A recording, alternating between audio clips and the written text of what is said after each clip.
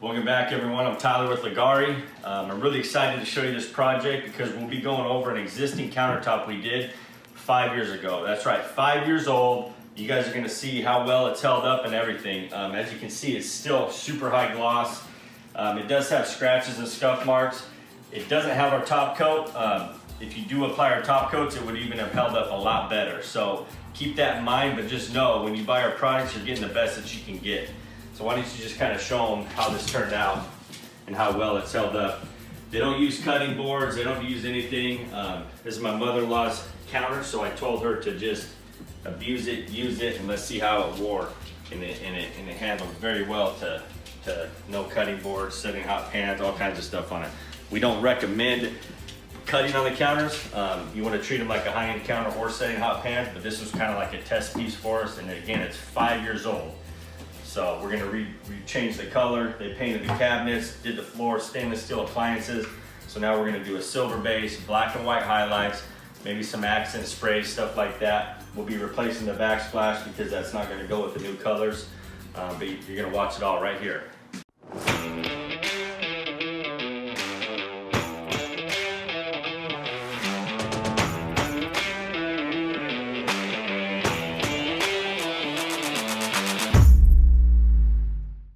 Welcome back everyone. We got a great video for you today. We're going to be coating over an existing counter that we did 5 years ago.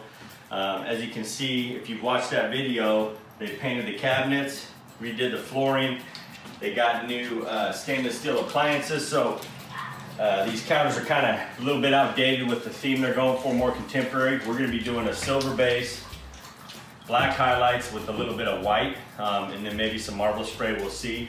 So what we're going to do, we're going to remove the backsplash because this isn't going to go with the new colors. We'll do a new backsplash.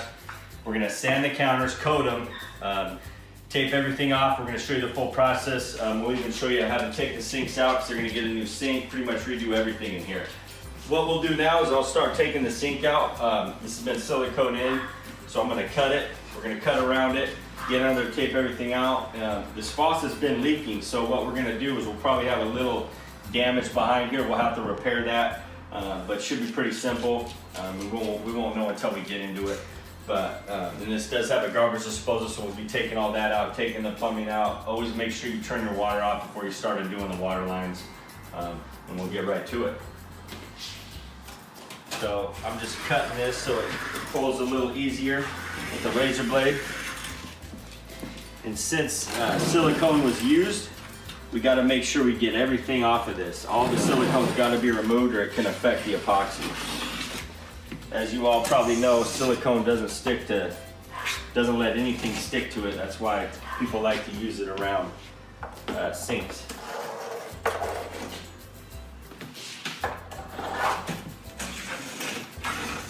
And if you're going over an existing epoxy coating, always make sure you sand it really good, scuff it up, and that's what we're gonna do here too. All right, so now we're gonna go under here. I'm gonna start unscrewing stuff, getting everything unhooked, and then we'll pop the sink out. Okay, so we've got everything unhooked down here. The garbage disposal, the water lines, they're off, make sure they're off. And now we've gone around and got under with the screwdriver and popped it up everywhere, so now it's loose. So now what you wanna do is just pull it straight out. This is kind of a heavy sink, so I might need to get a hand, but I'm gonna attempt to just pull this straight out.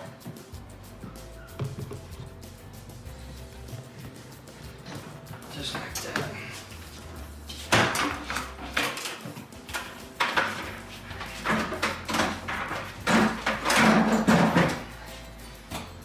And then there you go, that's how you pull out a sink.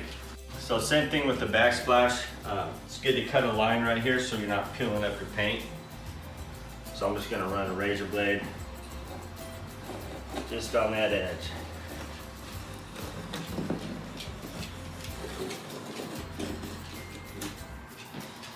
And even though you run a razor blade, doesn't mean you're not going to peel up some paint, so don't be worried if you do. You just have to touch that up. Make sure you get cut through it all the way. I'm going to take a putty knife, try to get behind it. And this was done with sticky tape.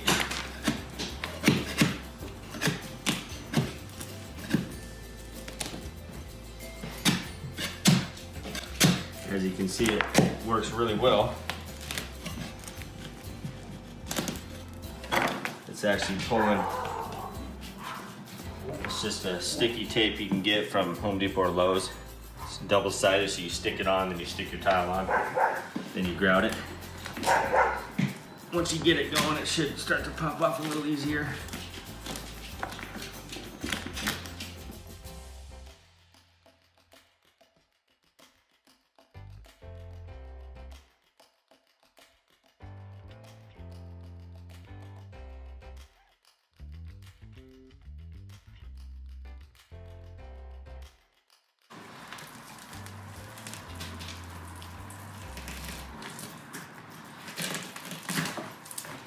That's basically a seam. So that's kind of what we want to get off. We'll clean this up a little, and we'll be able to put a new backsplash on. But as you can tell, that sticky tape works pretty freaking good. The double-sided tape. So I'll just keep it this, and then we'll show you. I know some other spots, like obviously where we had some water damage here, this is gonna come off a lot easier. See that? You see we got some mold here, we definitely want to address that. And since it's just on the wall, I'm not gonna touch any of that. We're gonna take that straight to the trash. Let's see if we got any more over here.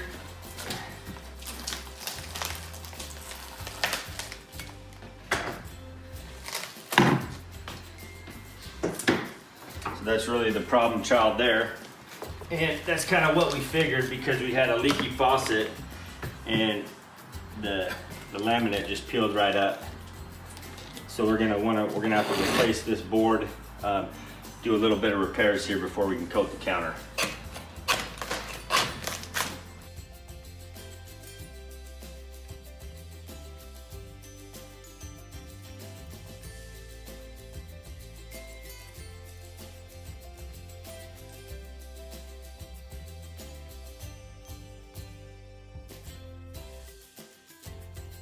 Alright guys, so like with any remodel, you always run into stuff that's unforeseen. Like obviously the mold, we didn't expect mold. Maybe we expected some water damage on the wood here. Also what's happening is the laminate's peeling off the wood. So the epoxy's not peeling off. The actual laminate, you can see where water got all back there. Well, I don't want to just do a shoddy repair, so we're gonna peel up as much of this as we can. If it all peels up, it all peels up. We'll deal with that, but I don't want to coat. You never want to coat over laminate that's peeling off the wood. But as you can see, everywhere it's chipped up, our epoxy stuck to that laminate. So very impressive product, but you never want to coat over a substrate that's peeling up or not structurally sound. So I'm gonna just start peeling this up and we'll see where it takes us. As you can see, we got some water damage here. So honestly, to do this right, I'm gonna probably just wind up peeling all this off. But notice how even where it breaks, the epoxy doesn't peel off the Formica. It's bonded to the actual Formica. So if you ever wonder, even, I mean, look, this whole thing broke off. The epoxy didn't chip off or nothing there. So it's actually fused into that Formica, and that's what you can expect with our primer. So very, very impressive. But yeah, we did not plan on having to peel all this up. So what I'll do, and if I get to here and it's stuck down, we'll just patch all this. Maybe we gotta replace this wood no matter what, but we'll see how this goes. Again, everywhere I break, that epoxy's stuck. If you had a coating that wasn't a good coating or wasn't bonded well, it'd be chipping up with the Formica, off of the Formica.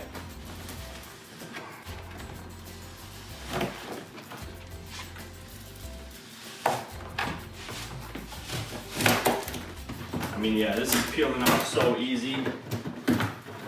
I wouldn't want to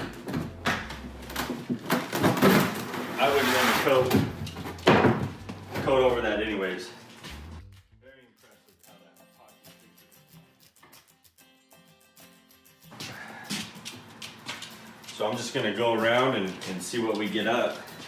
I'm assuming I'll be able to peel all this up since that peeled up like that. Actually, what I'm gonna do, I'm gonna vacuum this up, because if I pop a piece off and shoot a bunch of grout everywhere, that ain't gonna be cool.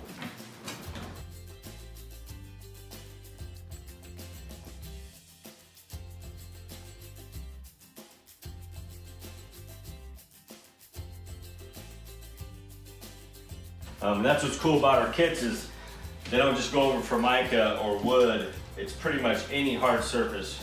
Laminate, Formica, wood, tile. We've had a lot of people go over their quartz counters. A lot of quartz is outdated. Also granite, stuff like that. So pretty much know that you can do our coatings over any hard surface. It just has to be a hard surface. You don't want to coat over something soft.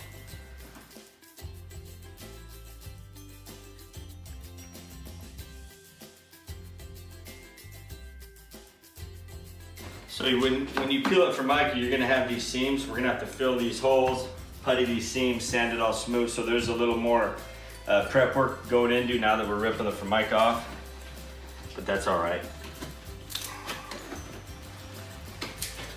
And I do recommend, I'm not looking at this when I'm peeling it up in case one of these breaks off and flies up. I'm looking away or closing my eyes. You probably wanna wear safety glasses.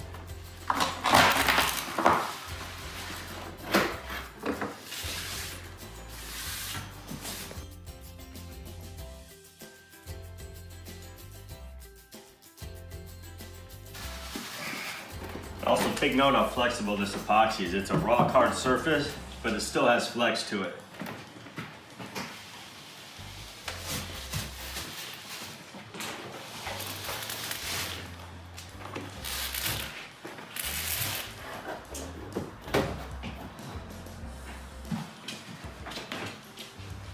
I mean, that's definitely got some flex.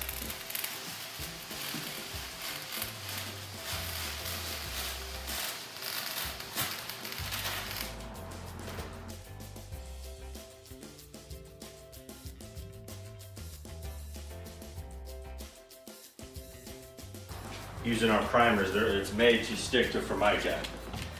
You saw how much flex and force I pulled on this and it didn't peel off or chip. Okay, before we put our new board back in here, I want to treat this mold. So I'm going to spray this, it's called mold control, stops and prevents mold. It says to spray it until it's saturated.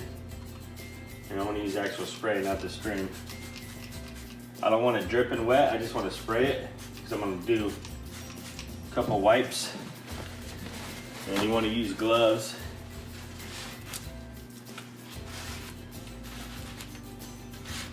And they're going directly into the trash. I'm going to do this a couple times.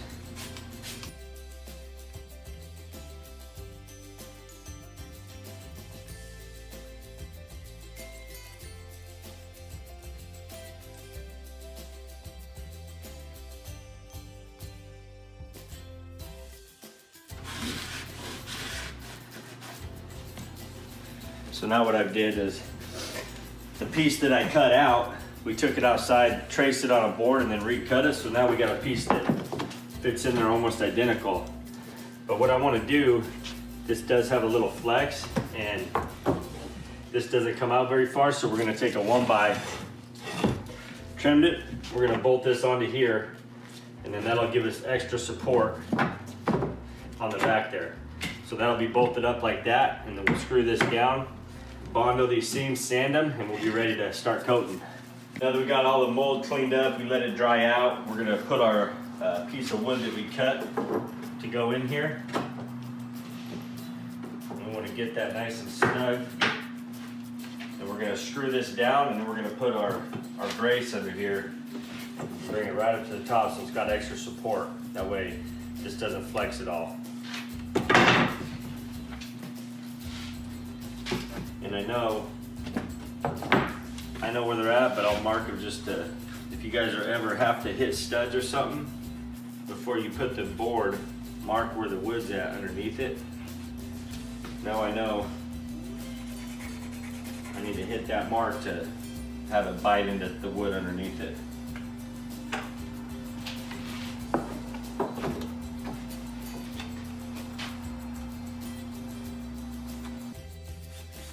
When you're ever screwing into the counters, you want to screw it in, have it sink into the wood a little.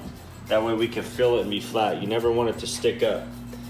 And a little trick, if you have to, instead of pre-drilling like a hole, you can take a flathead and just make a mark where you're going to put it.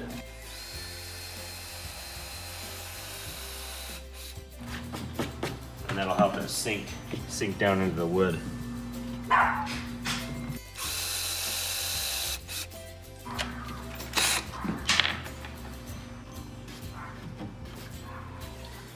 So now we know that's not going to move on us.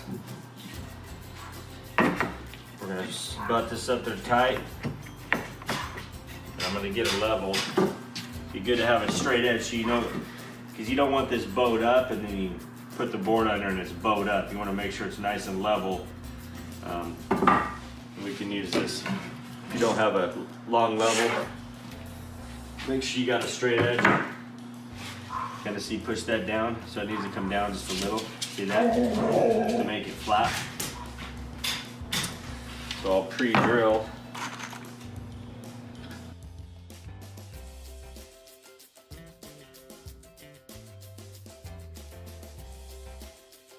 And I'm just holding down with the straight edge, then you're gonna put these in.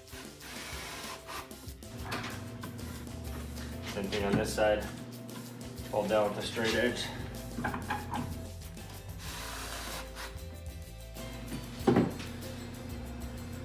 Nice and straight. So now, see how it's bowed? If I would have followed that, we would have had a little bow right there, but now, once everything gets sucked down, it'll be nice and straight.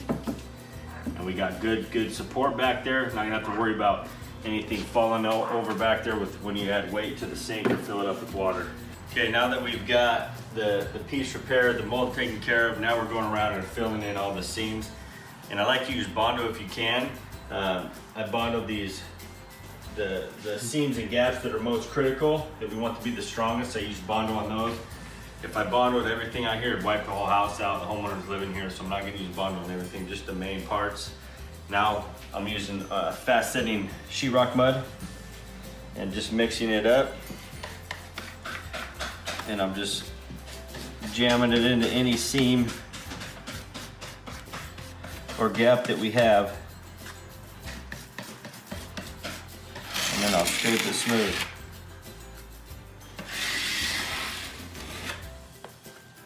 So I'm just going around everywhere and filling in any seams. You can see how it fills it in, any holes or gaps you have. And even if there doesn't look like there's a gap there, it's good to fill it. Try to fill it at least. You'd be surprised that it might take some of the material in that seam.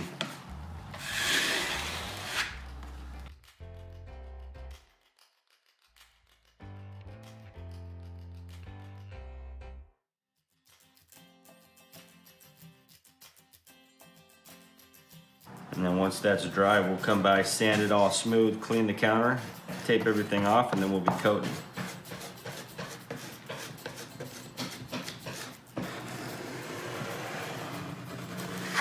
We only recommend the drywall mud for stuff like this. It's not really structural by any means. It's just a kind of a seam that epoxy would fall into. We want to make sure we get it filled.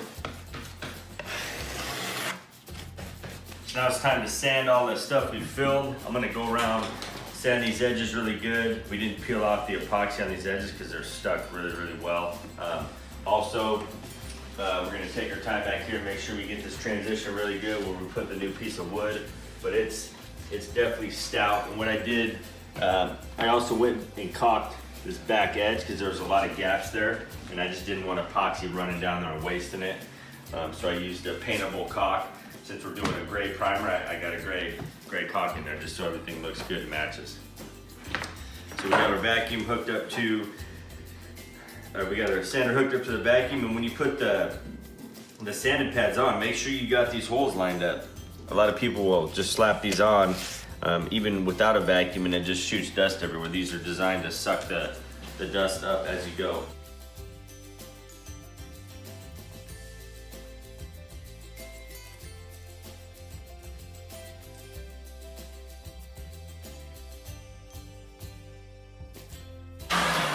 So it's always good to just frequently switch out your tabs, because what happens is you get some hard stuff from the Bondo. The drywall mud doesn't really do it, but the Bondo will kind of get heated up and then make these little balls on there, and it doesn't sand as well. You want to swap those out. And probably the best is like an 80 grit. And I'm hitting everything because I want to make sure I don't have any like loose wood fibers or something anywhere else. So I'm just buzzing over the whole surface real quick as I go.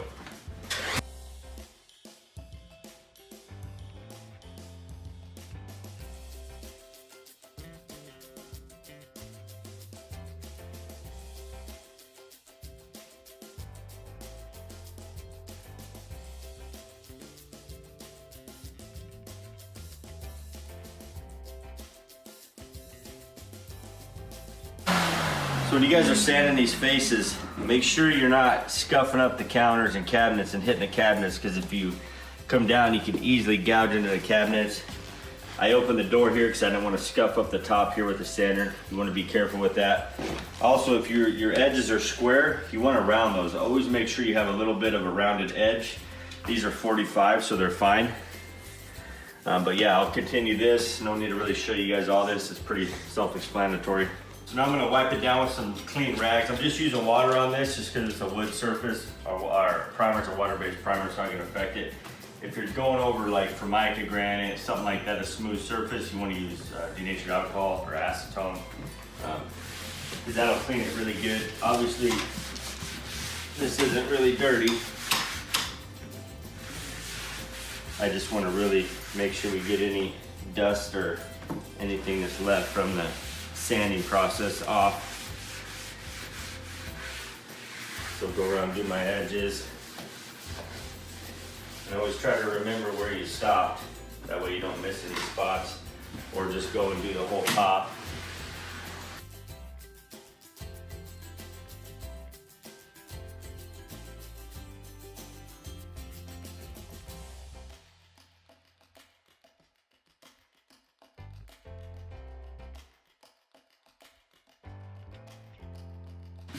All right, so I always like to go by the feel of my hand instead of just eyesight. You can feel stuff that you wouldn't see on a counter. Make sure it's nice and clean. Anytime you feel a little chunk or something, just brush it off. And then make sure you get your edges really good, and also do the same thing on your edges. Run your hand across it. Because that's the last thing you want is you get your counter done and then your edge has some debris or chunks in it that you didn't see with your eye. That's pretty much it. Wipe it down real good, make sure it's nice and clean. And then once that's done, we'll go to the next step, that's plasticking everything off, and then we'll start to coat this thing. So as you can see, we plasticed everything off, and what we like to do is get a thick sheet of plastic for the floor, and we run around and cut it all out so we don't have creases and stuff that you can trip on. And we've kept it far enough away from the edge to where we can tape to the floor everywhere.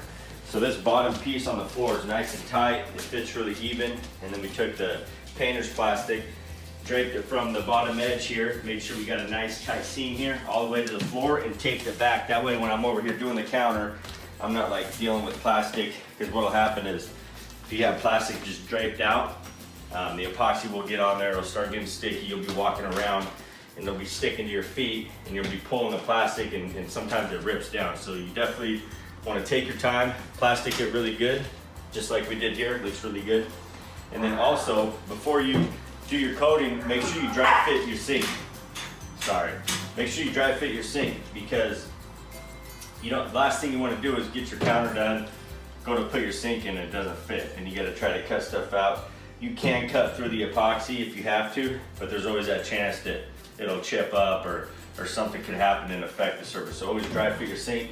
Make sure you got it in there good. And then what we like to do is cut a sheet of plastic we got right here, and we're gonna plastic this all off. That way we don't have epoxy running down underneath the sink. So we'll do that, and then we'll get to coating this counter. So we've already dry fit the sink, and then what I like to do is tape underneath the wood on the sink. That way I got a piece of tape all the way around. This is the easiest way to do it. And then just come in, fold them back so you get a straight line, and then just set it in there. And I like to fold it under, get a straight line there. Oh, as straight as you can get it.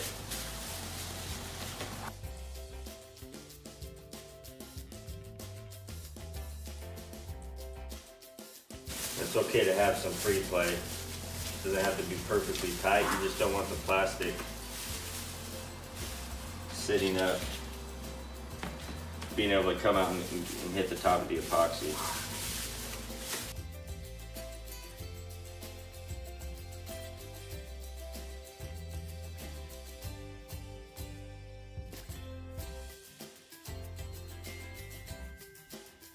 So what will happen is if you tape on this edge right here, a lot of times the epoxy will get behind that tape and then it'll start running down onto there. Since you got it taped underneath, the epoxy is just gonna flow in there and it's just gonna sit down in here. So I'll also talk about, we took the oven out and didn't want to move the fridge because it's very heavy. So what we did is pushed it to one side. We took the thick plastic, ran it all the way to the floor, and I'm not gonna run a lot of epoxy off that edge. Some's gonna drip down there, but that's why we got the plastic. Always tape it high. That way if your roller hits it, it doesn't get on there. And then since the dishwasher closes so tight here, where I won't be able to get under here, we've opened it up, plasticed it all off. All right, so we're getting ready to prime. We've got our primer mixed up. I'm going to de-shed the roller. Always make sure you de-shed the rollers when you're using a nap roller. We like a 3/8 nap roller.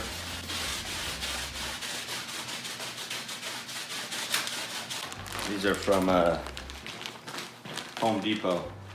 These seem to be the best rollers for non-shedding. You always want to de-shed them though.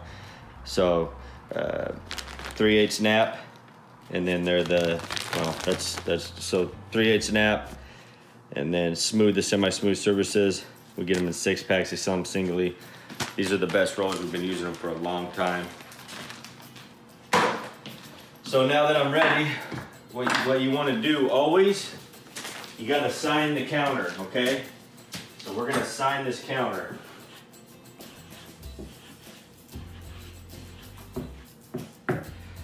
Ligari.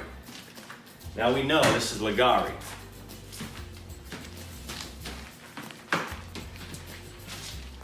Everything plasticed off, counters clean, we ran our hand over everything, we've signed the counter. Now we recommend using like a paint tray, a roller tray. Dip your epoxy or your primer in that. It is an epoxy primer, but dip your primer in that. It's really easy and you can be consistent with it, but we do this a lot, so I'm just gonna pour some out and we're gonna start coating. So if you haven't noticed, everything we do is kind of the same thing. You pour a bead out, you roll it around, cross roll it. And when you're going over a porous surface like this, it is gonna soak up the primer a little more. And if we were trying to do, say we were trying to do a white countertop, we might need to do 2 coats of primer.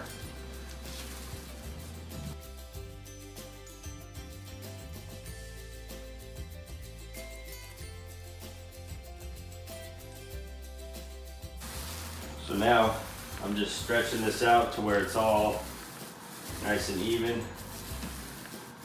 And I don't like to do my edges until I get the top done. That way if I gotta bend over or something, I'm less likely to touch that edge with primer on it.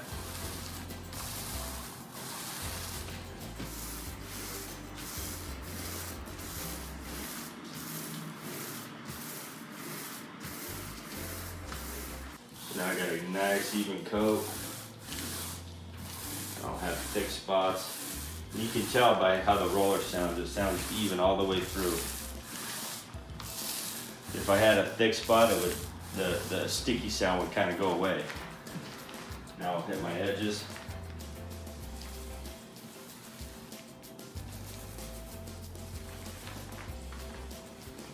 Make sure I get the bottom. So these edges are 45 on the top, then they go straight, then they 45 again.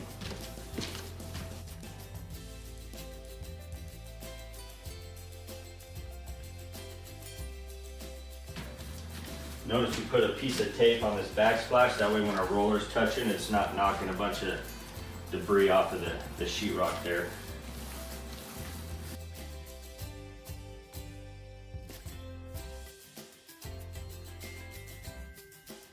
It's a little thick right here, so I'm going to spread it out a little bit more. Just right here.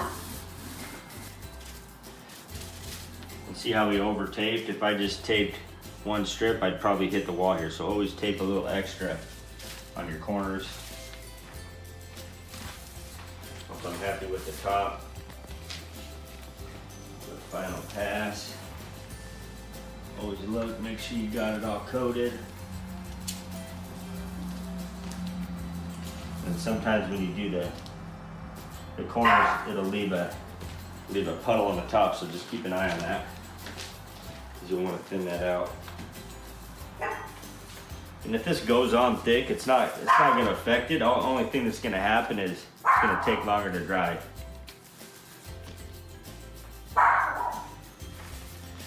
The dog's about to go in the bedroom.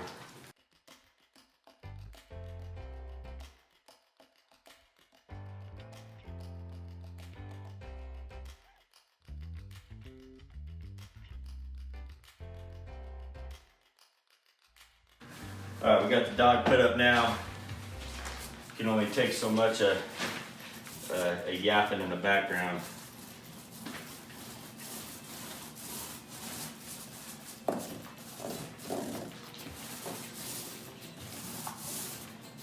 And if I'm rolling primer out and I see chunks or something in it, pull them out as you go. Don't just think the epoxy is going to cover it.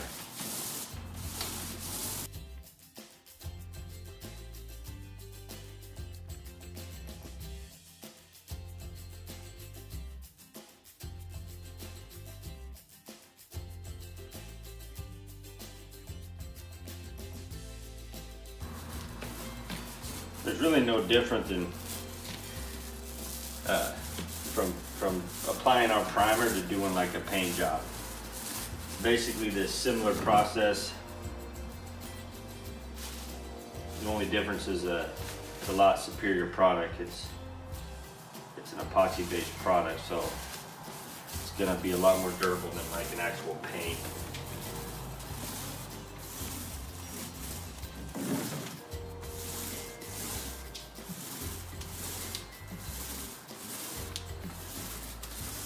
And this seam right here could be anytime you got an unlevel surface where the seams are. Honestly, we should have sanded that a little better, but the amount of stuff that we had to do to this from what we expected, we kind of just need to get it done. They want their kitchen back, so they're okay with that. I explained to them you might see a faint like ghost line right there, but they got a lot of stuff that goes right here, so they're not worried about it. And you always want to, if you're doing this for a customer, you always want to explain to them the options. Like, you know, there's always a chance that you could see a faint ghost line or something different where the seams are because the wood's unlevel or not as perfectly even.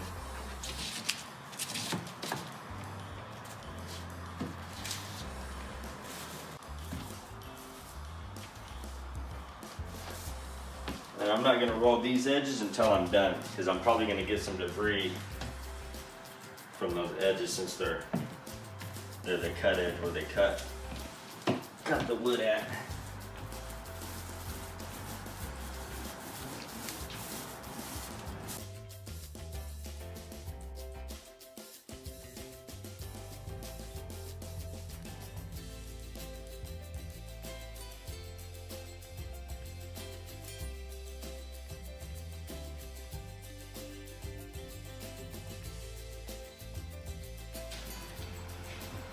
Always double check. All right, now that I'm happy with the top. Do a quick walk around, make sure everything's covered good. I don't have any separation or anything from some contaminations on the surface. Edges look great. So I shouldn't have to touch the top again, so I'm gonna roll these edges. And anytime you have a raw edge like this, you almost always get stuff on your roller.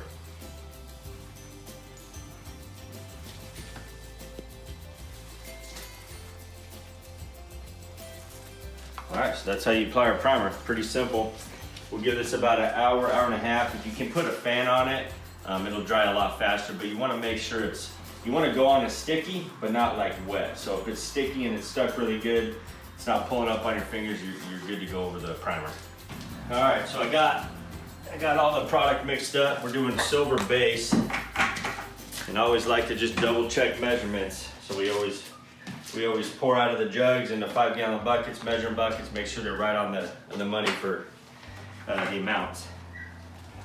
So everyone knows the drill. We're gonna pour, so this is my base coat. So I'm gonna pour down the middle.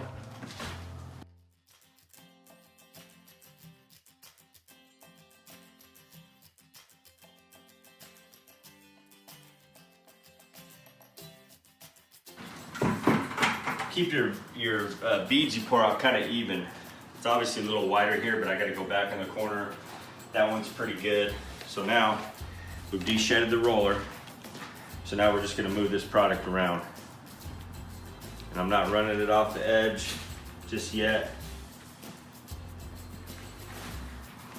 And I'm using my roller as a squeegee. See how it's not rolling? I'm applying a little pressure. That way I can move this product around quickly. Such a beautiful color.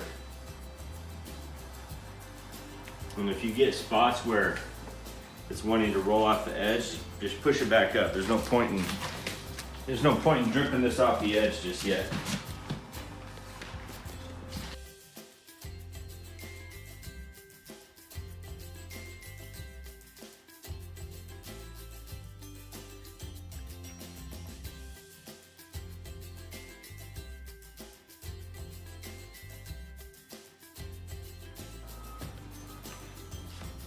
What I'm doing is just soaking up the roller and then pressing it down in there.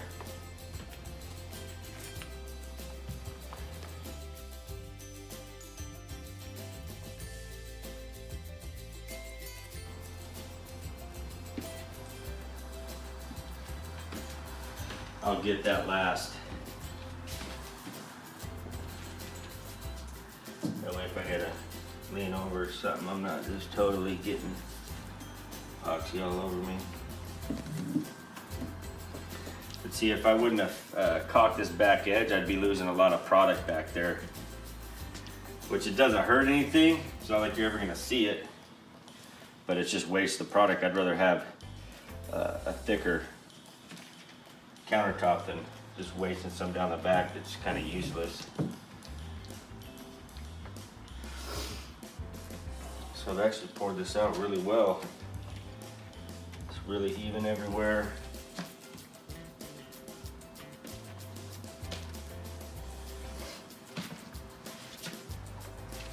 And here's the spot where I don't really want to roll it over the edge because of the plastic. So I'll get a bead there.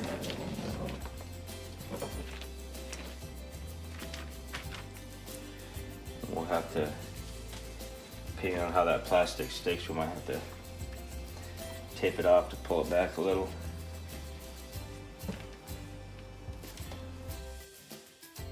All right, so now I got the tops pretty well filled out. It's pretty even coat everywhere. So now, so still a little left in the bucket. I'm gonna pour just a small bead right along here.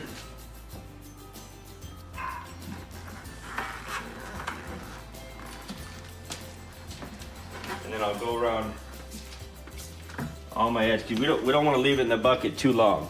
So I'm going to go around all of my edges and just pour it out right on the edge there, or close to it. And every time you move, I notice I tilt the bucket back. If I move around like this, it's gonna start dripping, and I don't want it to drip everywhere.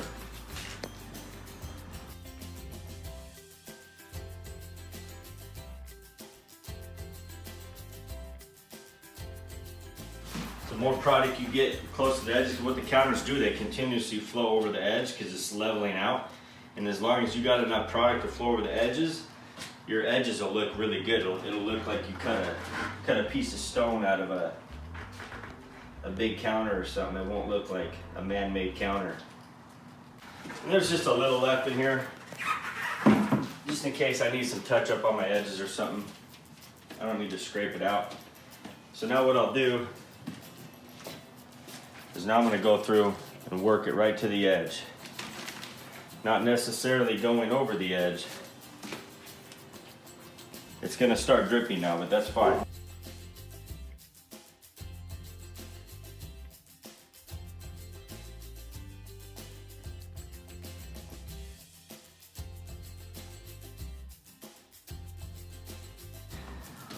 Now I'm going to swirl it. And this is just going to bring any remaining bubbles to the surface. This is also going to help agitate the metallics to give us a nice uneven marble effect. And as I'm doing that, I'm rolling my edges. So swirl a little on the top, roll my edges. And since I got a 45 underneath, I want to make sure I roll that underneath edge.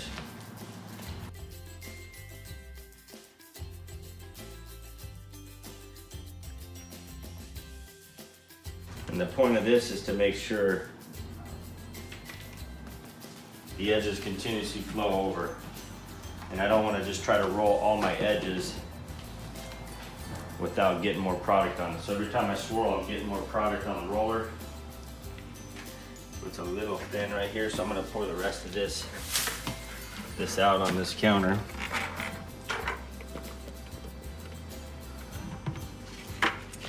And we don't have much.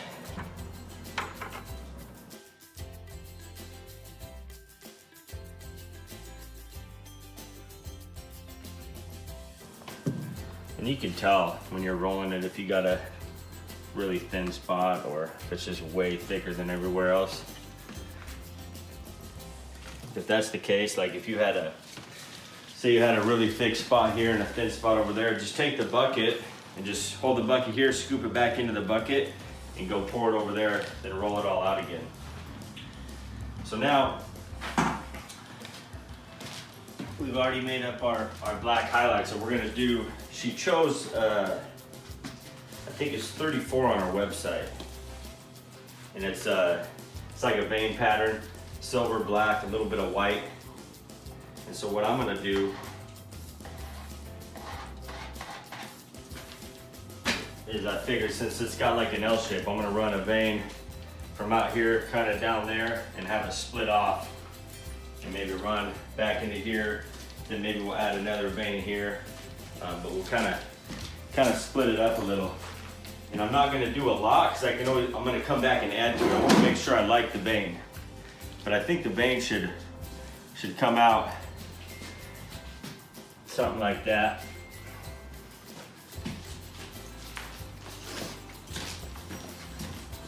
And then we'll split it off right here. Like that. We'll run another one.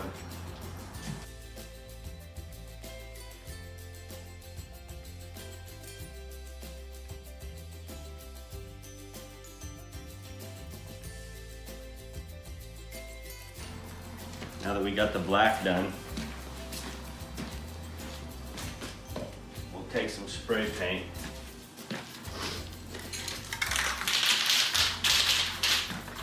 We're going to add, just for some added effect, we're going to add right on that edge. Right on both sides of that.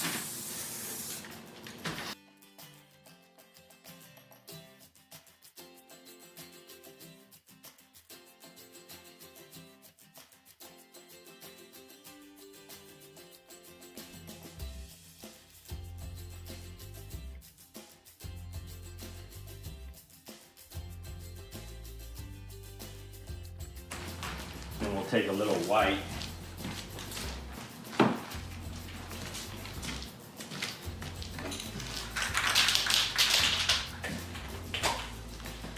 Maybe run a white vein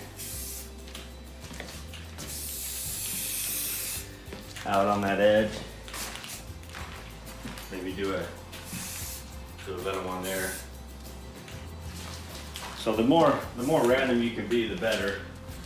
And then we'll do the same thing. Since we got a white vein on that edge, we'll follow this edge with white.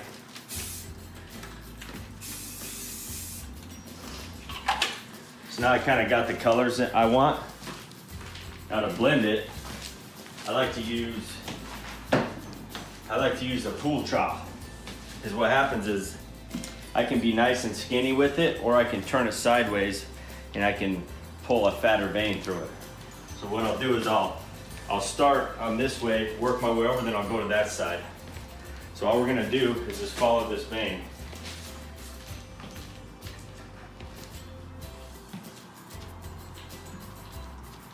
And we just want to be random with it.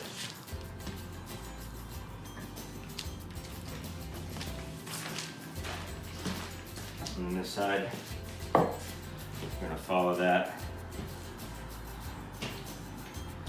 And I'm going all the way into the vein because I want this vein to have a lot of depth to it, so it doesn't just look like a single vein.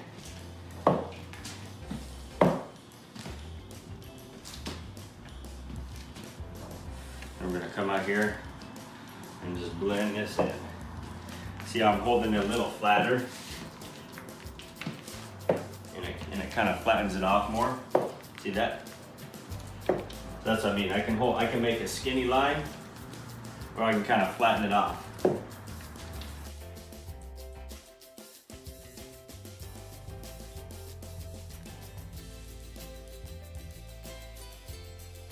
And you can't screw this up. This technique is really awesome. We're also going to do some dispersing effects. And just be cautious. Once you get this trowel dirty, it's going to be dripping.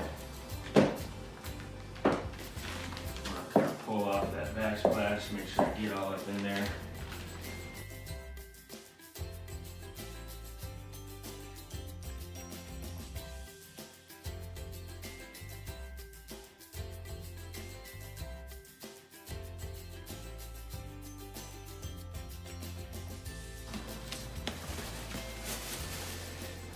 And now I want to carry some black into the back there too, just so you can see it.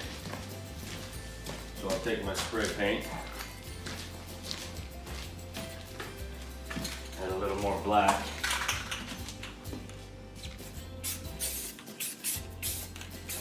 Just like it kind of went into there. And then we'll just go and flatten that off. But as you can see, it's creating some really cool effects.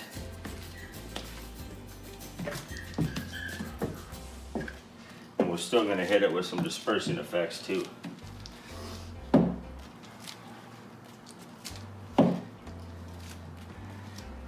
And then since this trial's square, or not, it's not square, we're going to want to get into the corners with some another trowel. And I like to use, any square trowel will work.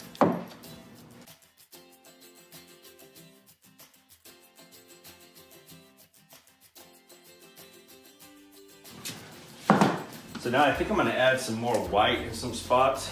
So, because I like how the white's kind of creating a cooler effect. So I'm going to grab my white and just add a little right in here.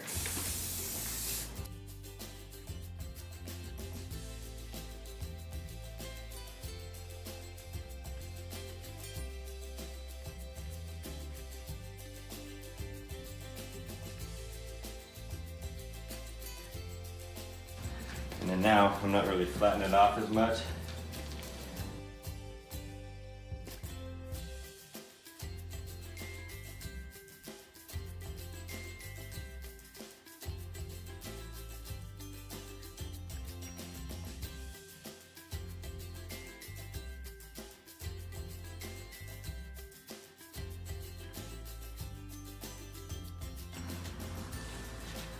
more random you can be, the better. So now I think the color's probably good. I might want to widen this out a little here to make it look like almost like a river.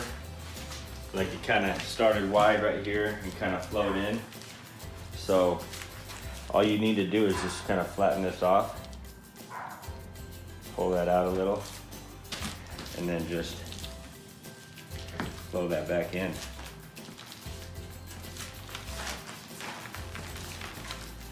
Now it looks a lot wider right here.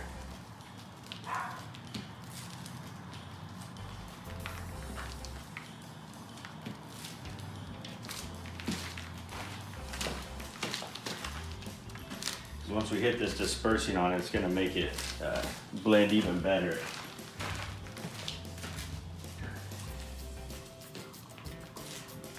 So now I'm going to go look at my edges. If I see, come over here, you can kind of see how it just kind of everything stops right there. So I like to use a margin trowel. They're square, and I'll just come onto that wall and kind of bring that out randomly, just so it doesn't look like I stopped everywhere. I'm not going to do it at every point.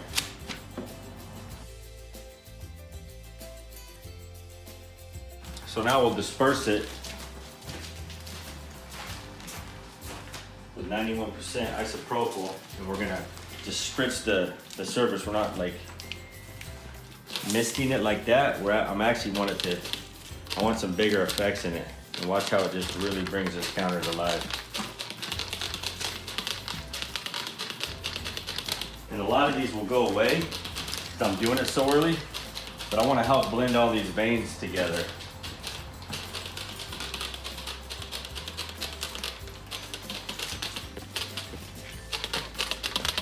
And you can always come back and spray a little more as needed to keep this effect going. But we put this product down real quick, so we're gonna wanna maybe come back and hit it again. So as you can see, it's all flowing over the edges here. See how that little vein is just nice flowing over, so it looks like we cut this out of a rock. Over here, guys, all these are flowing over. It's all just flowing over amazing. That's kind of what you want. Same thing here. Everything is just starting to continuously flow over. In about 45 minutes, I'll take my paint stick, come around the bottom, scrape all the drip edges. And if I want this cratered, like dispersing effect look, I would spray it again, but I'm probably not going to do it again. I just want to help blend these colors in together.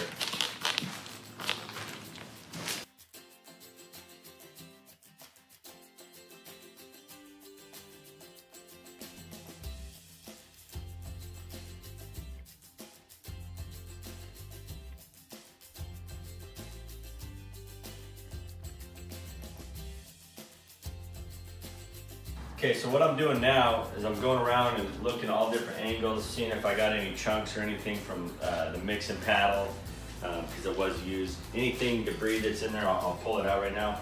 And also what you want to do is, you can see how it's not flowing over evenly, it's dripping. All you need to do, and you can do this with the brush, just roll that out again. And that'll help it start to flow over evenly. Here's another one right here. We just want to feather that off and help it kind of flow over. I usually do it with the brush. We just don't have a brush with us, so brushes work the best. But maybe even get some product on your brush and help that continuously flow over. You can see how awesome these edges are looking. I mean, you can't get a better look. We haven't touched it at all. That's just having the product even on the top, close to the edge, pouring your color out to the edge, and it's constantly flowing over that edge and making that edge look really dialed.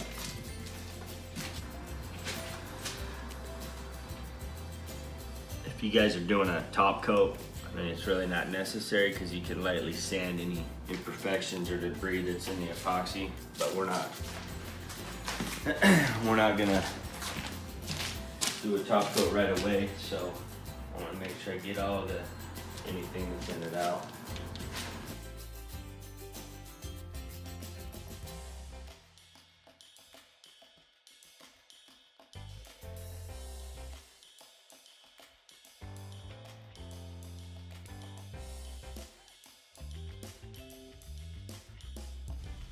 Thanks for watching. Remember to subscribe to our channel and follow us on social media. If you're interested in a custom floor or countertop kit, visit our website at www.ligari.com or see the description below for more information.